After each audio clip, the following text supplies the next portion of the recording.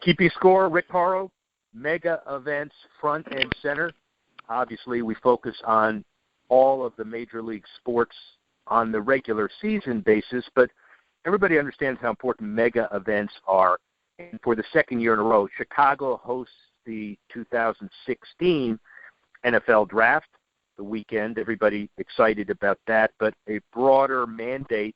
The Chicago Sports Commission, Department of Choose Chicago, which is the official destination marketing organization for the city of Chicago, economic impact, high-volume events, political events, really the key to bringing major events to the city. Cara Bachman, how are you? I'm great, Rick. How are you doing? I'm wonderful. Thank you very much. So how does somebody who plays rough and tumble hockey in upstate New York, undergrad, get ready for a rough and tumble political life as the chief event spokesperson for the city of Chicago? Well, I think they are a nice parallel to one another, actually. Playing hockey definitely, I would say, prepare you for a life working in sports in a big city, and we're having a great time in Chicago doing just that. And you can dish it out, too, I'm sure, which is really important because one of the theories we have in sports business is that people seem to think it's all roses when it comes to bringing in events, but it is cutthroat competition for industry relocation or attraction, like a sporting event or a widget company, right? Yeah, it definitely is. I would say that also a good parallel and comparison that would be fair would be, what happens on the field of play, literally, and what happens in the, field of business that's tied to that field of play. When you're looking at the impact that certain events can bring to a city, the social benefits, positive impact it can bring to a community, there's all the reason that there'd be a lot of competition among cities and hosts. We talked about this, but the draft brought over 200,000 attendees into Grant Park over the 3 days. There's 8.8 million TV viewers and almost 37,000 room nights. So when you're looking at driving economic impact in the city, those are definitely statistics you want to see, and those are definitely numbers you'll fight to get into your city. When you fight to get the draft for the first year, second year is maybe easier because you already have it, are you kind of given parameters of the kinds of packages in the bid package that you're willing to negotiate and how far you can go? Understood that it's like anything else when you attract business, but are you kind of given the perspective of how extra hard you can fight to attract these big events like any business? I think to be vague, unfortunately, it is like any business where, you are weighing all the variables and, what risk do you want to take for what level of reward, and will you be able to obtain that reward? Will the risk you take pay off? Will the investment you take pay off? I think when you look at a brand like the NFL, which arguably one of the greatest marketing machines there ever is, potentially ever will be, there's, I'd say, a huge upside to being able to partner with them and allow them to do what they do in your city and watch your city benefit from something they've created over, for the draft over 50 years. So there's a lot of history. There's a lot of following. I would say the upside is massive. Cara Bachman, Executive Director, Chicago Sports Commission. Cara, the other interesting issue is how the naysayers fight for the last paragraph in the economic journals about how sporting events, stadiums, facilities have no impact because people spend their money on other stuff. Talk a little bit about that issue and what you would say to those folks. Sorry, say that again, Rick. That they're economic there's basically no economic impact. Obviously, it's against what you do for your job, but that there are always people who will argue that the sports is not a worthy public investment.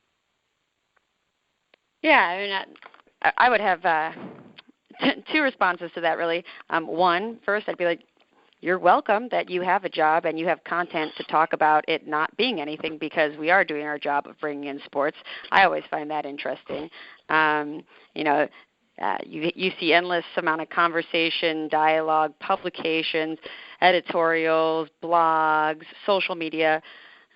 Yes, a lot of positive, but those naysayers that we're talking about, I kind of want to say you're welcome, that they have something to talk about, because it seems as if that could be considered job creation on the part that we're bringing in these events.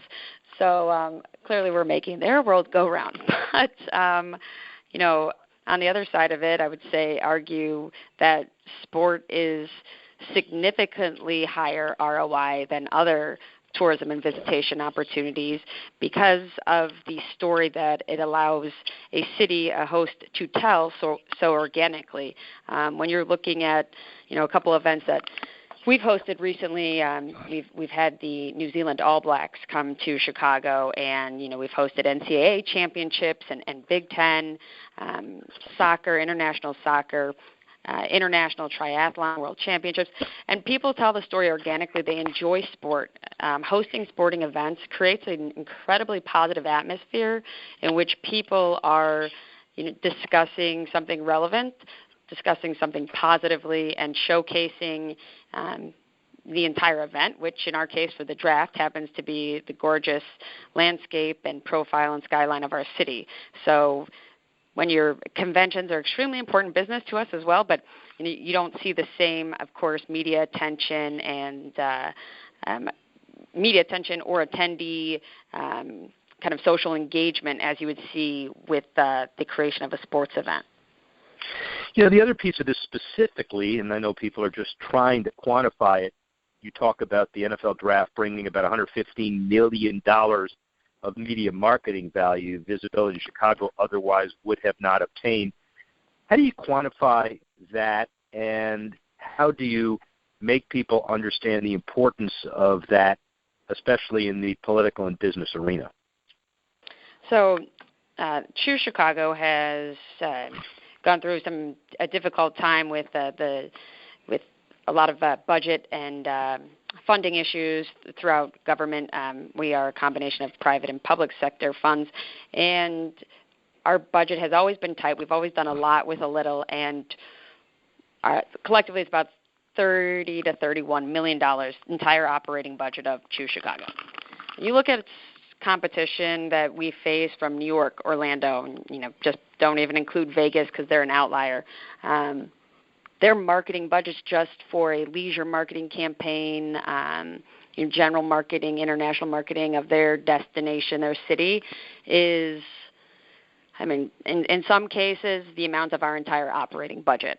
So when we're able to host an event and have a property look at Chicago as the opportunity not just to have the correct facilities and the correct backdrop, but, they want to be in, we're getting points for central location. We're getting points being recognized for the fact that we have 2 international airports, and visitation to Chicago is easy. It's affordable. They're looking at all of those variables. They're looking at how many Fortune 500 companies that Chicago has. And all of those then kind of put our score up, make us a very attractive destination, and then allows us to host an event that then,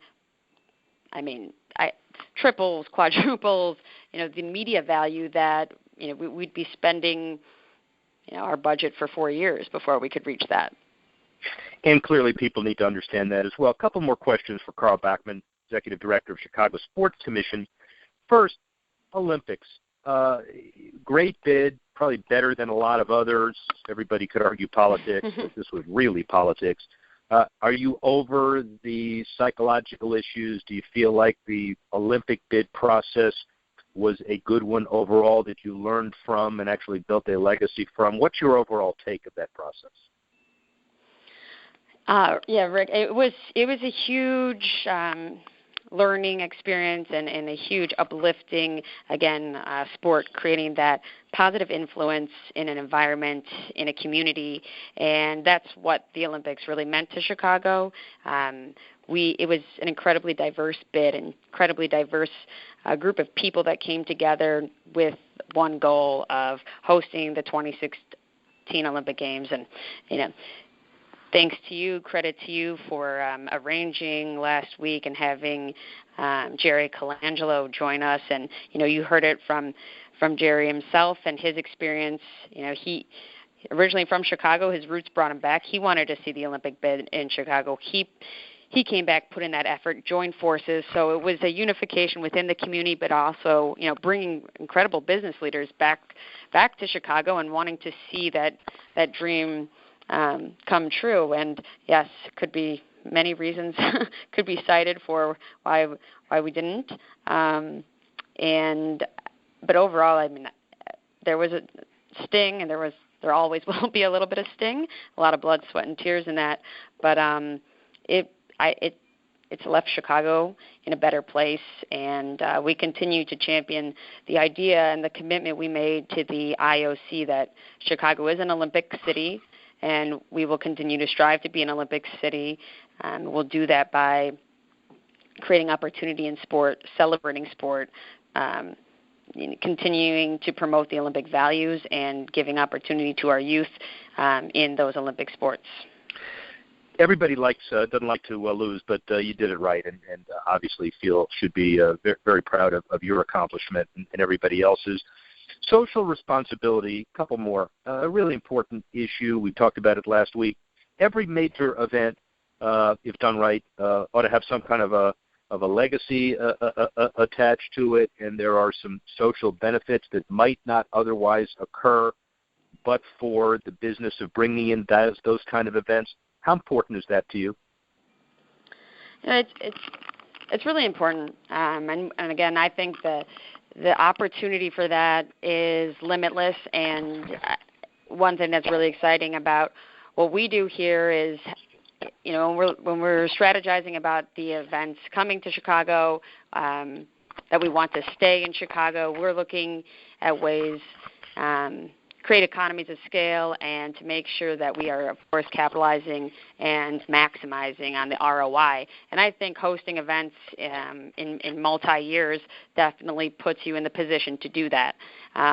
Yes, from an economic perspective, but certainly from a social responsibility, social impact, community impact, benefit perspective. So once you get something built, you have the foundation. What more can you do? And I think that's definitely an approach we've taken, and we're starting to see a lot of those benefits come to life with hosting the draft in a second consecutive year. And awesome. Finally, speaking of the draft, and we broke the story last week, and I know you're going to announce it sometime between now and the first round of the draft, that the Bears are awarded an additional first-round pick for being the city that hosts the draft. So congratulations. Do we know what the Bears are going to do with that first pick? No, yeah, they're keeping that pretty tight-lipped about that. We don't want to rub it in people's faces. So everybody, listen, some people who are on the international receipt of this had no idea what we just said. That is not the case. And the bottom line of all of this is it's going to be a very successful draft because Carl Bachman is involved in it as well. Thanks a lot. Speak with you soon. You're too kind. Thank you so much, Rick. I appreciate your time.